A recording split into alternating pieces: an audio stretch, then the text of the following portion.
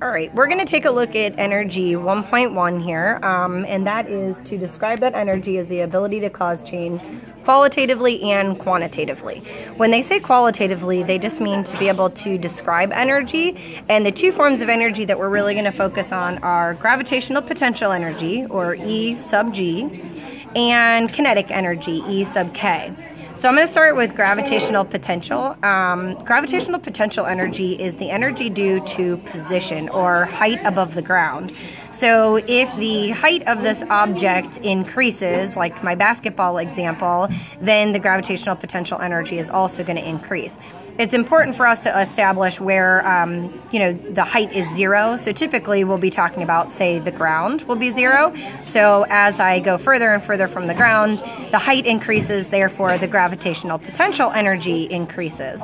To calculate gravitational potential energy, we need the mass, gravity, and the height of the object. So I'm going to do a little example here for you.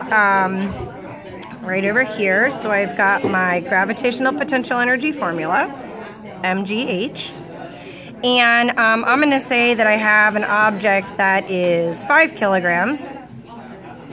We know that gravity is 9.8 meters per second squared, and we'll say that this object is 10 meters above the ground. So 5 kilogram object, gravity is going to be constant, and the height above the ground is given at 10 meters.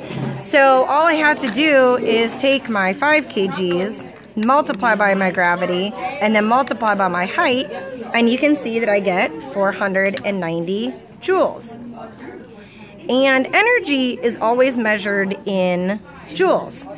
Both gravitational potential, kinetic, elastic, all of those are measured in joules. And a joule, kind of talked about this a little bit in class, is the same thing as kilograms times meters squared per second squared. So you can see where we got this. We have our kilograms from our mass, our meters squared, because we have meters per second squared and meters, and then seconds squared because we have seconds squared. So our energy, our final energy of this particular example is going to be 490 joules. So that's gravitational potential energy, or energy due to height. If that height increased, my gravitational potential energy would increase. If that height decreased, my gravitational potential energy would also decrease.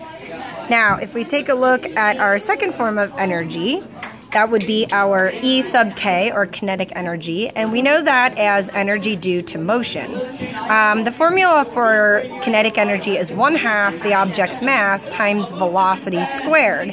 That makes sense if we're talking about energy due to motion, because we have velocity. Obviously the object has to be moving, and probably the only challenging part of this particular objective is this concept of squaring. So let me give you an example. So we know that kinetic energy is 1/2 the object's mass times the object's velocity squared. So let's say I have a 10 kilogram object, and it has a velocity of 4 meters per second squared. So first and foremost, it's always 1/2 the mass, so I can go ahead and do that first, E sub K. 1/2 of 10 kilograms is going to give me 5 kilograms. And then I'm going to multiply by my velocity squared. So I do need to distribute this square to each of the units here. So I'm going to do 4 squared, which is 16 meters squared per second squared. And then all I have to do is my 16 meters squared per second squared times my 5 kilograms, which is going to give me 80. And again, this is in joules. And we know, again, that a joule is kilograms times meters squared per second squared, and you can see where we got that from.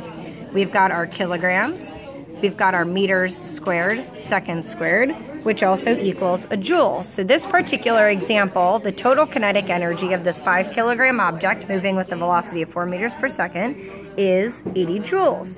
So make sure that for energy 1.1, you're able to both describe the two major forms of energy, gravitational potential energy as well as kinetic energy, and be able to calculate the gravitational potential energy and kinetic energy.